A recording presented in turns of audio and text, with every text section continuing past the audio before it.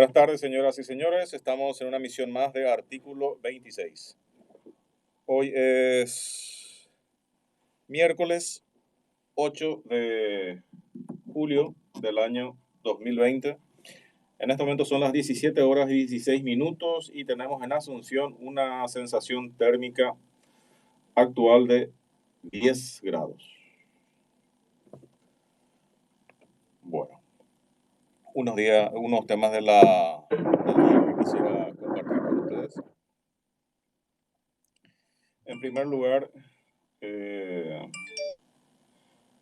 tema que tiene que ver con Horacio Cartes, que ya se venía especulando, todo lo que tiene que ver con el acercamiento entre Marito y Cartes, el tema de trabajar en conjunto, trabajar en equipo, la unidad del partido y todo ese tipo de cosas, la mar en coche, ¿verdad? Que viene concatenado. Ciertamente, y de hecho yo estuve levantando algo al respecto, son como dos cojos que están tratando de caminar juntos, ¿verdad? Por un lado, Marito, que evidentemente, si es por voluntad de la mayoría de la ciudadanía, ustedes saben que perfectamente él tiene que estar fuera, ¿verdad? Por inútil y por corrupto. En contrapartida, Marito tiene que apoyarse en los votos que tiene Cartes en el Senado y en diputados. Y también Cartes necesita el apoyo logístico de Marito, porque al final, al fin y al postre, maneja el Ejecutivo en todo lo que tiene que ver con su juicio en Brasil. Y si bien se quiere minimizar todo esto de la citación para la declaración o la acusación formal que acaba de recibir Cartes y 7 personas más, no es un tema menor viniendo de la República Federativa de Brasil. Y de hecho varias veces hemos tocado el tema en cuestión. No es tan sencillo como quieren hacer aparecer el tema de el manejo de un juicio en Brasil. Es bastante complejo, bastante lento, tienen sus propias doctrinas muy diferentes a las nuestras y tienen sus propios procedimientos bien diferentes a los nuestros. Entonces, la situación de Cartes y va a dar todavía años por recorrer y puede tener muchas ambivalencias, altas y bajas en todo ese transcurso. Acuérdense que dentro de todo el proceso, dentro de todo el juicio, hay otras variantes no jurídicas que el equipo de Cartes no puede manejar. Por ejemplo, el tema de lo que tiene que ver con la delación premiada. No sabemos qué dijo Messer, hasta qué grado le comprometió a Cartes, qué pruebas arrimó. Lo que en algún momento se mencionó tiene que ver con el hecho que la novia de Messer retiraba plata, creo que eran hasta $600,000, una cosa así, del estacionamiento del Sheraton de manos de Eduardo Campos, presidente de Banco Mambay, BASA, en ese momento. ¿Qué significa eso? Y yo creo que se fueron preparando ya las cosas, porque hoy Eduardo Campos ya no es presidente de BASA. Le dieron un ascenso honorífico, básicamente está haciendo, pero ya no manejas nada ni sos nadie. Le dieron una especie de título, algo así como presidente del holding, pero no maneja absolutamente nada, ni un papel. Entonces, Wahoo lo ascendieron, pero no maneja nada porque yo creo que hoy la figura de Eduardo Campos está bastante comprometida y puede comprometer grandemente a la del Banco Mambay, a la del Banco Basa, por todas las repercusiones que va a tener. O sea, en algún momento, y más tarde o más temprano, Eduardo Campos va a ser llamado para que afirme o desconfirme o confirme o niegue lo que Messer había dicho en su delación premiada. Y por más que me quieran decir que en Brasil esto no conlleva un delito o un crimen, porque resulta que se le está ayudando al hermano del alma simplemente a financiar sus gastos jurídicos. Hay un tema que no menor y Me imagino que los abogados no están dejando pasar ese detalle.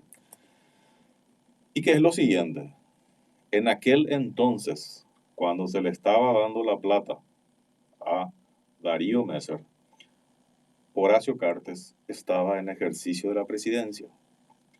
Entonces no es un caso nomás en el cual vienen, le imputan a mi hermano y yo como hermano le trato de ayudar para que él sustente sus gastos legales. No, Cartes era presidente de la República. Él tenía que hacer cumplir la orden de detención, la orden de captura del proceso. Y dentro de ese esquema, bueno, hay tratar de ayudarle todo lo que se pueda dentro del marco de la legalidad. O sea, para Cartes no corre el cuento de que no, yo traté de ayudarle nomás y darle un poquito de platica para que él pueda pagar sus abogados. No, hermanito, si tu función era perseguirle a Messer, eh, ¿qué es eso? No, el caso de el caso de la citación y de la formal acusación contra Horacio Cartes en Brasil, de eso estamos hablando. Me están preguntando acá de qué estamos hablando.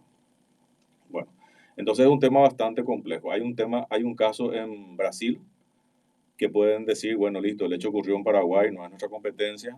Hay una cuestión que pueden decir, bueno, listo, él le trató de ayudar nomás a su amigo para que financie o sustente sus gastos jurídicos, pero no es menos cierto que si eso realmente ocurrió en Paraguay, así como están las cosas, en Paraguay tiene que ser procesado, imputado y condenado porque Horacio estaba en el ejercicio de la presidencia cuando él, en lugar de ejercer su rol que le corresponde, eh, en su rol que le corresponde tendría que haberle capturado a Darío Messer, no haberle dado plata. Esa es la gran diferencia que se está dando. Entonces, ahora, ¿qué es nomás lo que sucede con todo esto? Y ya era un tema que venía, ¿verdad? Es un tema que venía en el sentido que el 21 de mayo, el juez Bretas ya había firmado la acusación formal contra Horacio Cartes y su citación para su declaración en el caso de Lavallato. Que lo puede hacer acá por escrito y ese tipo de cosas. Y bueno, me imagino que es un tema todavía por discutirse. Pero ¿cuál es el detalle no menor que tenemos que tener en cuenta? Que por primera vez existe una comunicación oficial de la República Federativa del Brasil a la Fiscalía General del Estado. O sea, creo que el 3 de julio, víspera del cumpleaños de Cartes, le envían como regalito los brasileros el tema de su citación y su acusación formal. Desde ese momento, Sandra Quiñones no puede desconocer lo que está ocurriendo en Brasil. Hasta ahora podía decir, no, sí, claro, yo me entero solamente por los medios, porque la verdad que no tengo ninguna comunicación oficial. Bueno, Sandra Quiñones, Sandrita, desde este momento vos tenés conocimiento del proceso que se le sigue a Horacio Cartes en el Brasil. Tenés conocimiento de la acusación, tenés conocimiento de la citación de la declaración en el caso nada más y nada menos de Lavallato, que le compete a un ciudadano paraguayo, en este caso a Cartes. Entonces, la Fiscalía General del Estado tampoco va a poder hacerse demasiado de los desentendidos con relación al tema. Porque y yo creo que es el primer paso que va a dar Brasil, porque dentro de ese esquema y también dentro de los convenios que tienen de ayuda y compañía, le van a pedir ciertas cuestiones que tienen que ver con algunas informaciones para tratar de establecer la verosimilitud de las declaraciones que se están haciendo en Brasil y la real participación de Cartes en todo ese tema. Y hay un pequeño detalle, otro pequeño detalle que imagino que los abogados están teniendo en cuenta. Por más que me quieran decir, no, eso ocurrió en Paraguay, no tiene nada que ver con Brasil y compañía, hay que ver el tema de los crímenes transnacionales. O sea, si se determina que lo que hizo Cartes infringe o está tipificado o está dentro la sospecha de un crimen transnacional o que forma parte de una asociación ilícita para delinquir a nivel regional, las cosas se pueden complicar. Entonces son demasiadas aristas y muy complejas esto que se le está vertiendo a Cartes, que evidentemente es la razón por la cual se estuvo acercando a Marito. Marito porque trata de sobrevivir dentro de lo que es un desastre y que no sabe administrar nada de lo que tiene que ver con la cosa pública y es un corrupto de mierda que roba todo lo que se mueve y lo que no se mueve también. Entonces, los dos están cojeando y están tratando de ayudarse a ver qué es lo que cada uno puede quitar del otro y seguir para adelante. Bueno, ese es el caso complejo de Horacio Cartes con el tema de Brasil y que tiene que ver con las repercusiones dentro de nuestra política criolla paraguaya. Bueno, eso es por un lado. Y eso sin tener en consideración un factor latente en todo esto. Y van a decir, ¿qué es el factor latente? Y que se maneja información oficiosa de que también hay ciertos casos que se están manejando dentro de lo que es Estados Unidos. Que no sabemos si va a tener andamiaje, no va a tener andamiaje, va a correr, no va a correr, en qué etapa del proceso de investigación está eso. Pero es otra variable que se puede venir más tarde o más temprano. Sin contar los otros casos que hubieron y que la verdad que no sé cómo ni quedó. Ahora creo que abrió un caso contra Tabesa en Colombia, un caso contra Tabesa en México, etcétera. O sea, es un tema latente, no es nomás un tema, no, pelota dominada y está todo bajo control. No es así, señores. Pero es bueno que sepamos, digamos, los vericuetos de nuestras autoridades nacionales para que sepamos a qué nos estamos ateniendo, ¿verdad? Bueno, eso es con relación a ese punto. El otro punto que quería mencionar tiene que ver con la senadora Desiree Masi. ¿Qué pasa con Desiree? La cuestión con Desiree es lo siguiente. Yo levanté un tuit y se enojó, pero es muy del estilo de ella ser bastante iracunda, nada reflexiva, y simplemente comenzar a putear, atacar, descalificar y no ir al fondo de la cuestión. Y es muy sencillo lo que voy a decir. Y no estoy inventando nada, simplemente estoy hablando de hechos objetivos y analizando hechos objetivos. Lo que fue, lo que es la actitud payasesca de los niños Boy Scouts, fiscales de la justicia, los paladines de la justicia, los grandes baluartes de la justicia, los condecorados de la embajada americana. Estoy hablando de Arrey, estoy hablando de Yucio, Fernández, Fuster, etc. Resulta que todos ellos están quemados, quemadísimos y ultra quemados. Y todo lo que está dentro de su entorno político. Por una cuestión demasiado sencilla. Toda la ciudadanía participó muy de cerca de todos los chanchullos que conllevó el tema de la cuarentena, el tema de los insumos médicos, el tema de la corrupción, el tema de las licitaciones amañadas, el tema de las sobrefacturaciones, el tema de Edgar Melgarejo con los tapabocas de oro sobrefacturados, vencidos, que tenían que ser chinos y terminaron siendo brasileros, pero nadie sabe cómo llegó acá porque no hay ningún despacho ni nada por el estilo. El tema del agua tónica que en cualquier lugar se encuentra a 1.500, pero resulta que Patricia Zamudio compró a 5.000 cada uno porque resulta que leyó en algún libro de ciencias médicas, no sé, de Harvard, Oxford, lo que sea, que el agua tónica te previene del coronavirus, entonces compró en gran cantidad y el de mejor calidad para que eso, digamos, fortalezca la salud de todos los funcionarios de Petropar. Eso es lo que sucedió. Y estos fiscales, exfiscales, que conformaron hoy una supercomisión de investigación, que esto es lo otro, concluyen que no hubieron pérdidas patrimoniales. Es una bofetada a la ciudadanía. Queda en el pasado todo el show montado antes por Yucio, con las cámaras detrás, y parecía todo ese reality show que se hacía, con las cámaras detrás, allanaban, alto, yo soy el sheriff, quedan todos boca abajo, quedan todos detenidos, váyanse todos corruptos a la cárcel. Todo ese show que antes montaba Yucio, que dicho sea de paso, según me dan la información, yo no tengo, la mayoría de sus casos judiciales o fiscales quedaron en la nada. Paréntesis, hago un paréntesis ahí. Yo sí pedí al Ministerio Público que me den todos los casos, pedí de varios fiscales, creo que de estos 4 fiscales pedí todos sus casos que empezaron y que concluyeron. La Fiscalía, el Ministerio Público me respondió, y lo tengo guardado, me respondió que no pueden responderme esa pregunta, porque no tienen forma de establecer qué casos concluyeron y cómo concluyeron. Entonces es una linda antesala de una joda total.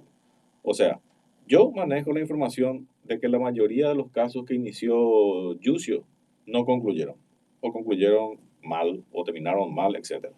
Entonces, ¿de qué baluarte de la justicia me hablan si al final estamos hablando de puro show? Estamos hablando de flashes, estamos hablando simplemente de una cuestión de reality show, porque en el fondo había una cierta inclinación política. Eso nomás era. A eso nomás estaba apuntando. Bueno, esa es la situación de Yucio, de Arregui, de Fuster, de Fernández. Costa Cabral Fernández tiene un quilombito ahí en Ciudad del Este que va a tener que explicar con la fiscal Aguemo si realmente plantaron o pidieron plantar pruebas falsas o no, sea quien sea, aunque sea Al Capone.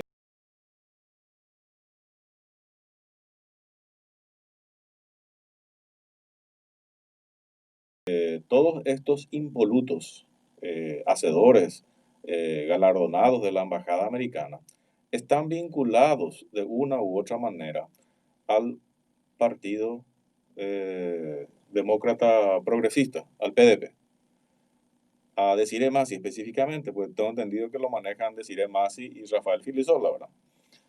Bueno, entonces, si Desiree Masi, senadora, resulta que se pasa despotricando en contra de la corrupción, en contra de los fatos, en contra de esto, en contra de lo otro, y ella es el baluarte de la integridad moral del país.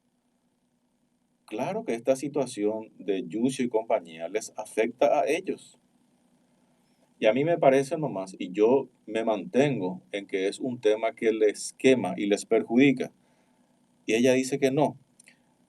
Y doy una vuelta a la tuerca. Todo el mundo sabe su animadversión con Cartes y me parece genial. Hay cosas que no se pueden tolerar de quien sea.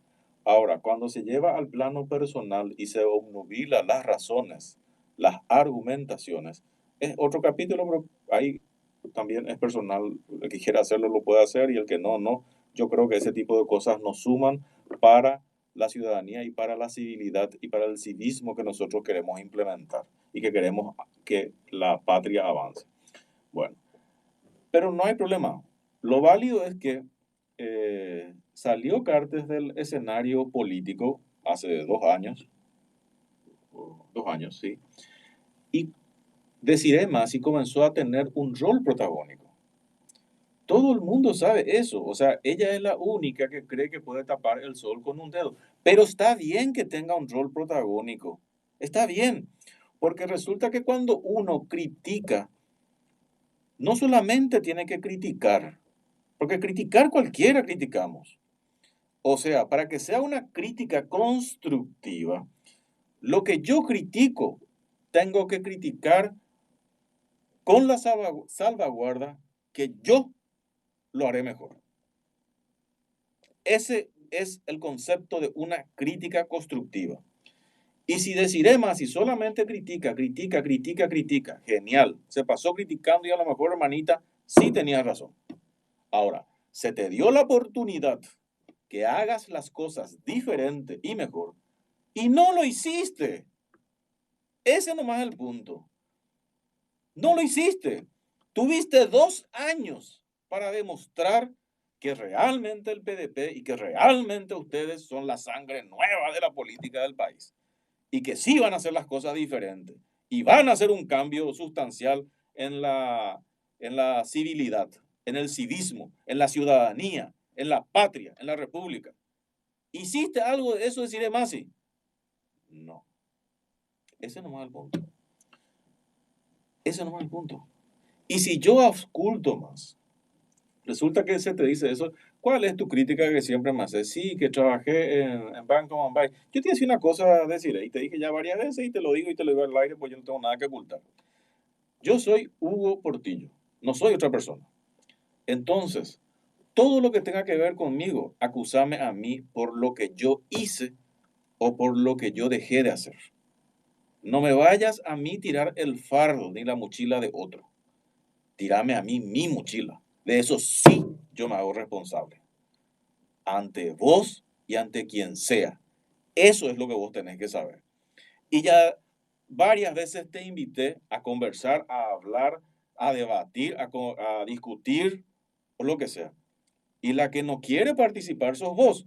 O sea, te gusta estar gritando como alaraca, pero a la hora de entrar en un debate con contenido, no tenés argumentos.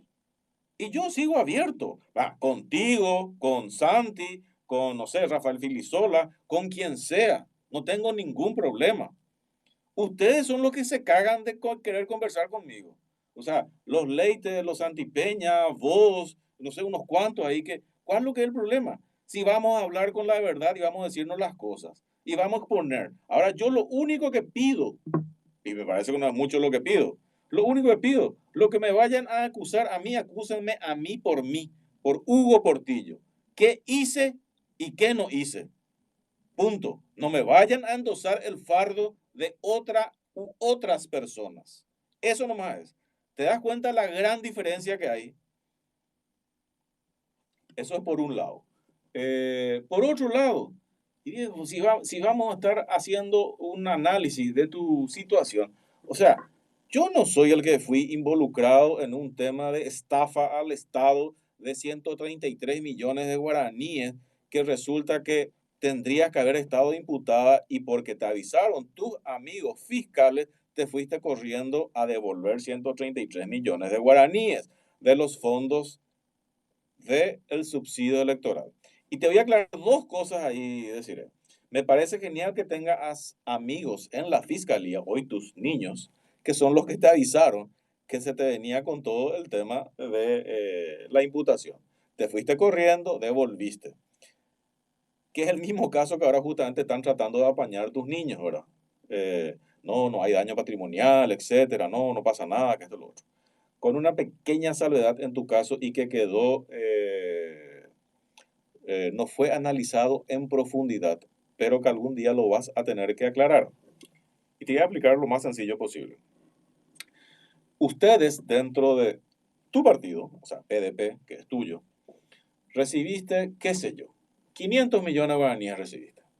Ok, malversaron, estafaron, lo que vos quieras, porque son las responsables, igual que le están acusando hoy a Efraín, que él es el culpable por el tema del combustible o lo que sea, o por la factura. Bueno, listo, bajo ese mismo criterio, digo para unificar criterios nomás, pues son tus mismos niños fiscales los que están haciendo la transfugiada. Bueno, digamos que el PDP manejó 500 millones de guaraníes. De esos, supuestamente 133 millones de guaraníes, resulta que fue una estafa, qué sé yo, ¿cómo es? Empleado fantasma, todo lo que vos quieras. Una estafa al Estado, 133 millones. Te avisaron tus amigos fiscales para no entrar en la imputación y entonces te fuiste corriendo a entregar, a devolver, etcétera. Pero ¿cuál es la trampita que hiciste? Si te dieron 500 millones y se te habla de un perjuicio de 133 millones de guaraníes al Estado paraguayo, yo no puedo usar esa misma plata del Estado paraguayo para sacar otros 133 millones e ir a pagar. Vos tendrías que haber pagado eso, ese perjuicio de tu bolsillo, no de los fondos del subsidio electoral. ¿Me explico, veo? ¿Me explico? 500 millones, 133 fue estafa, por A, por B o por Z motivo. Vos te fuiste a devolver 133, pero usaste los fondos del subsidio electoral. No usaste la plata de tu bolsillo, no sacaste plata de tu bolsillo. Entonces no devolviste nada. Ese es un tema, por ejemplo, que te salió bien gratis. Porque me imagino que algún fiscal vivo se dio cuenta de eso, pero no pasó a mayores. Quedó todo nomás en el por ahí. Entonces, uno, decir, Masi, tiene que hablar con palabras y también con hechos, también con actos. Eh, no solamente hay que ser, también hay que parecer. Y no solo hay que parecer, también hay que ser. Bueno, esa es la crítica que yo les hago a ustedes, así como les critico a todo el mundo. Y querer hacerme el saque o querer descalificarme para que no toque el tema o no hable o lo que sea. Y bueno, esto es estilo, hermanita, ¿qué te puedo decir? Si eso te hace feliz y metele, campeona, no pasa nada. Ahora, este micrófono, todos los micrófonos, siempre están abiertos para hablar y conversar y discutir del tema que sea. Siempre la que se escabulle sos vos. Tenés miedo de un debate mano a mano. Y si tanta verdad tenés contigo bajo el brazo, ¿cuál es el problema de conversar y de hablar? Eso no es el tema. Ahora, yo creo que ustedes, PDP principalmente, que están hoy co-gobernando el gobierno con, eh, con Marito, el grupo de Marito, que no sé quién es el grupo de Marito, porque ya no es Añetete, porque Añetete está todo dividido, ¿no? O sea, con Marito, básicamente con Marito. PDP está manejando hoy el país con Marito. Entonces, si ustedes no son capaces de hacer una autocrítica de cómo realmente les incide esta posición asumida por Yucio, Fernández, Fuster y alguien me falta, Arrey, entonces no sé, dedíquense a otra cosa, porque evidentemente a la política no les va a quedar muy bien.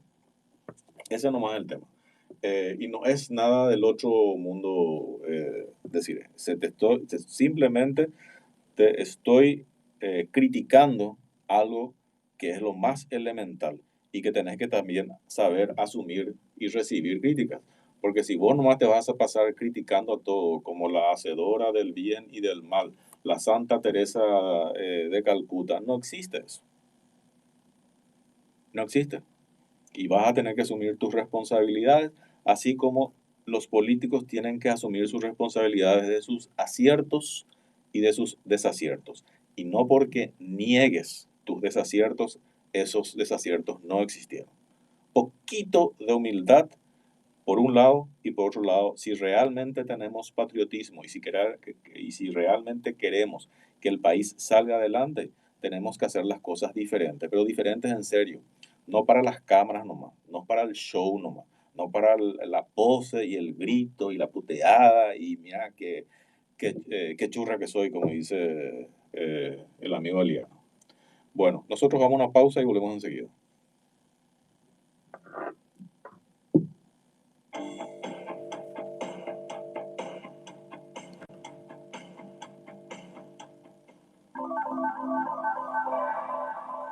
Estás en la 1330.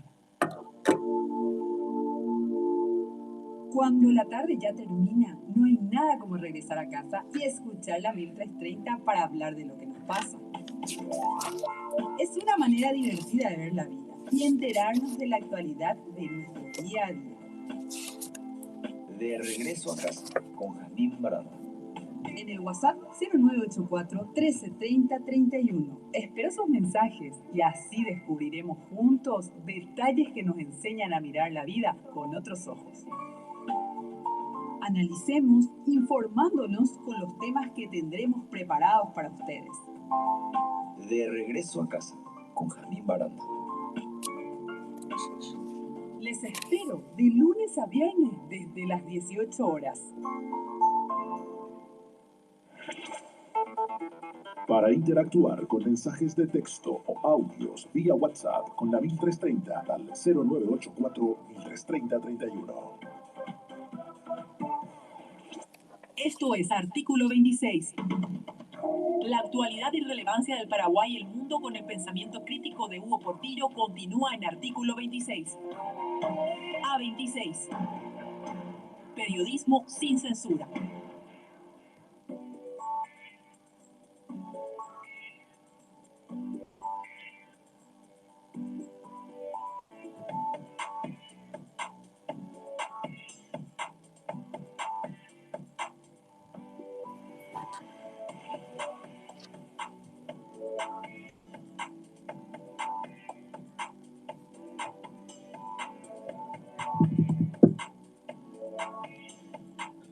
¿Qué haces, bro?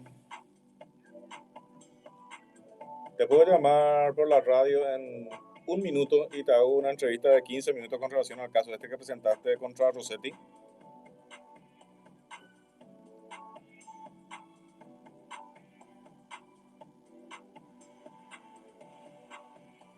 Yeah, whatever. No, güey, vamos por parte. Primero te quiero entrevistar porque ya estoy terminando el programa y quiero que me expliques. Te van a llamar acá en 15 segundos. Dale eso. Federico Campos. ¿No tienes su número? No tengo. Tienes para anotar yo. Llámale, pues. Este es el que presentó la denuncia contra Rossetti. Ahora mismo llámale.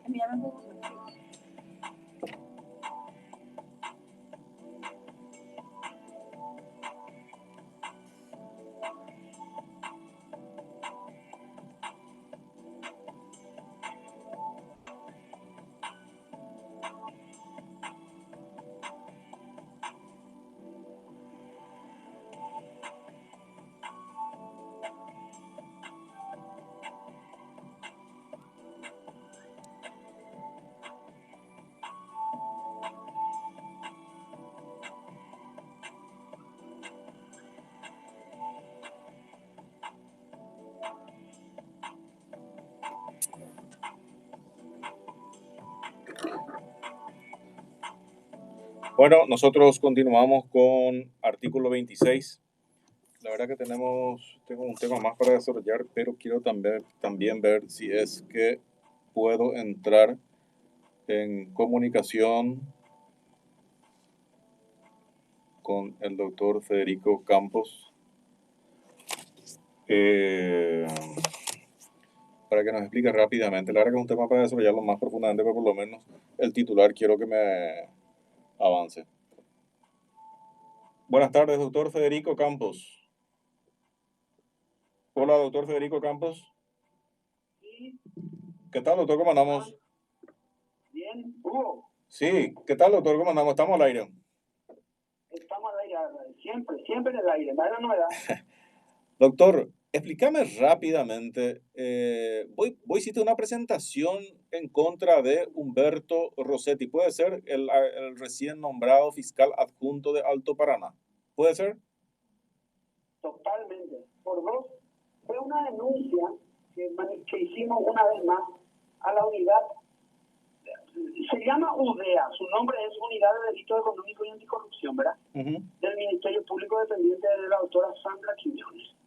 Pero algunos abogados, que somos de la Asociación de Abogados y Auxiliares de la Justicia Penal, a AJP, le pusimos otro nombre. Se llama Unidad UBEA, con B larga, Unidad de Blanqueo de Delitos y de la Corrupción. UBEA. Bueno, ¿qué hicimos con la UBEA? Sin picarnos, porque el que se pica pierde.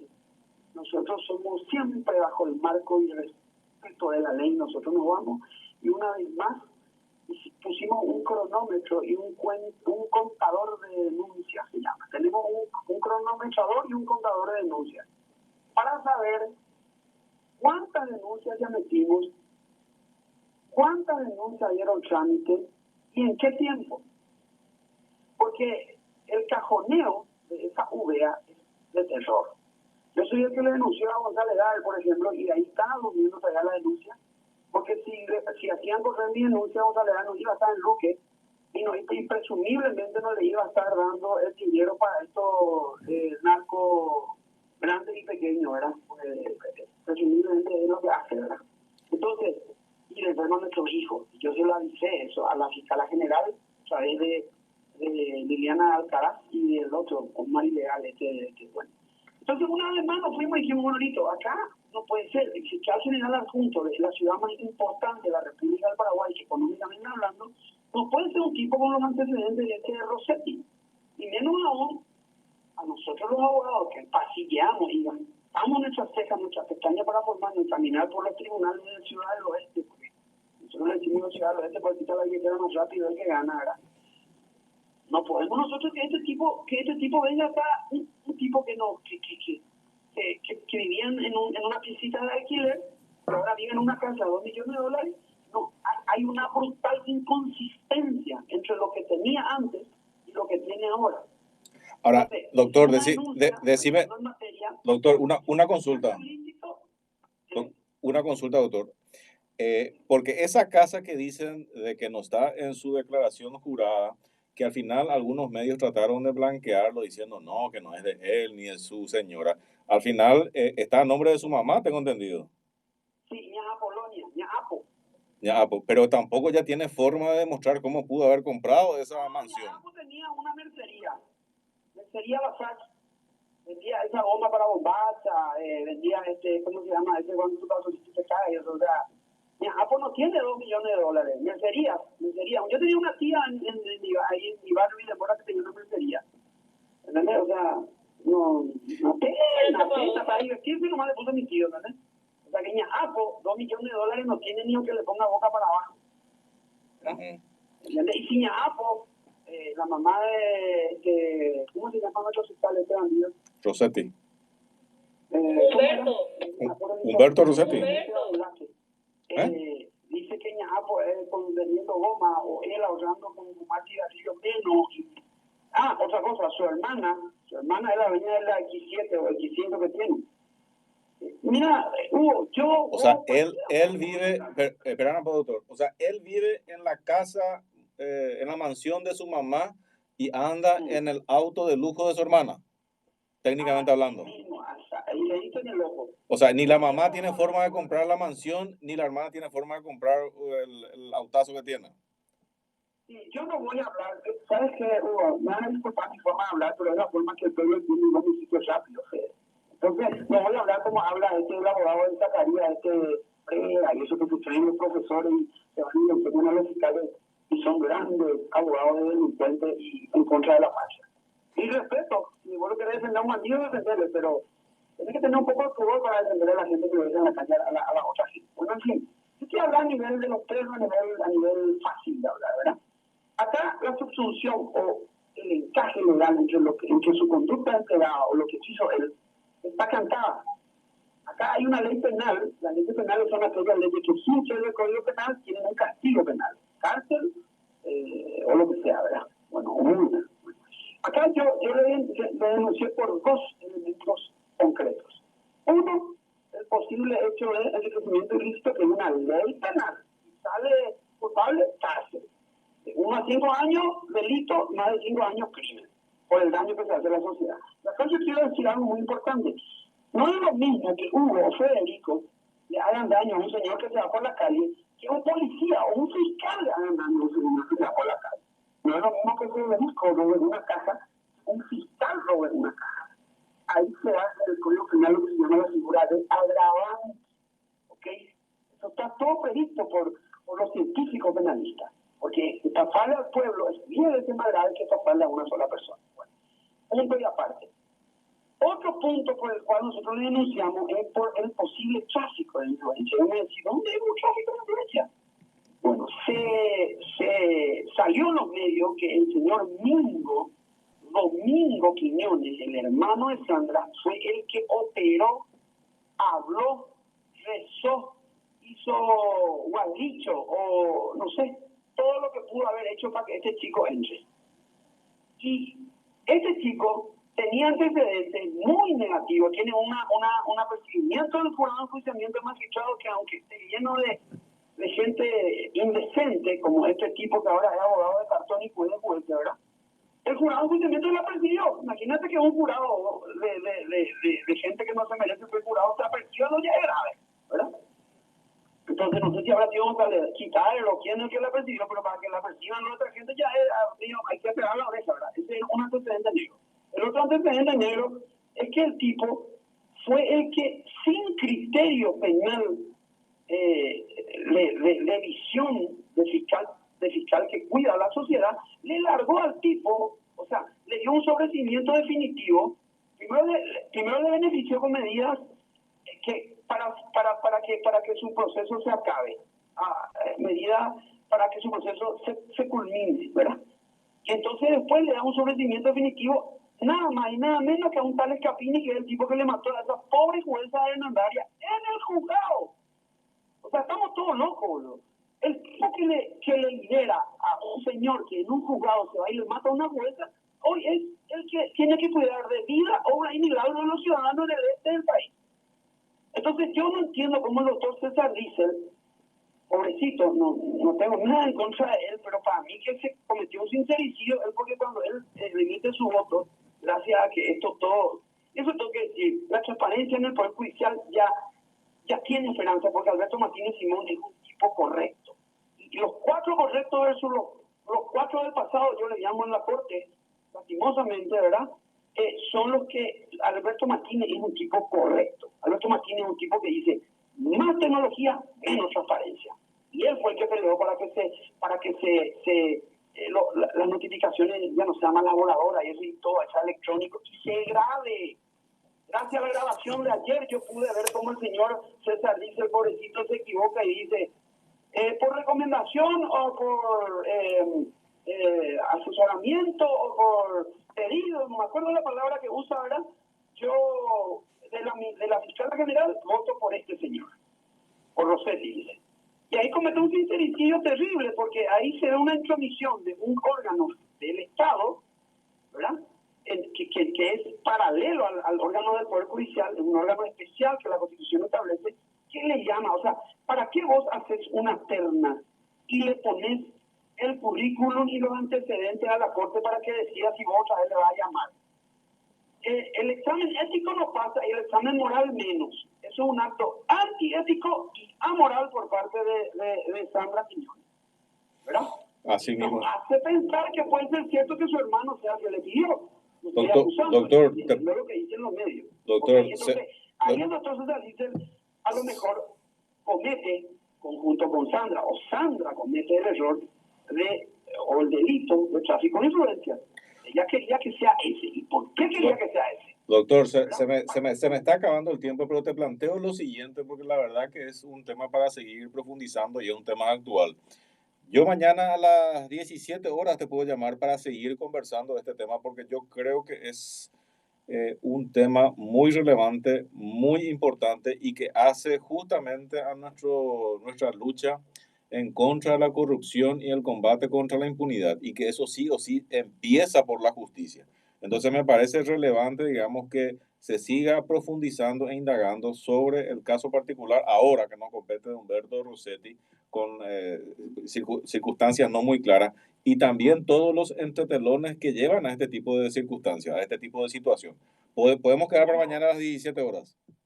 Con mucho gusto, y vamos a hablar porque ustedes los periodistas y nosotros los abogados pensadores y luchadores tenemos que plantear el caos, pero no el caos por el caos mismo, sino plantear el caos para lograr un orden, una solución. Y yo tengo la solución a este problema, que se llama la querella autónoma, que mañana voy a explicar qué es, para qué sirve y cómo le vamos a quitar el poder del monopolio de la acción penal pública que tiene una fiscalía haragana y corrupta. Mañana, próximamente. Excelente, doctor.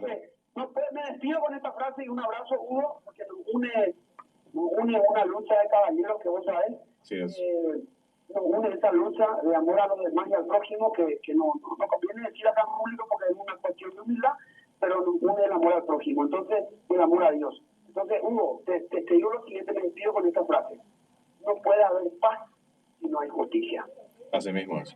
Dale, doctor. Muchísimas gracias por la comunicación telefónica. Un abrazo. Abrazo.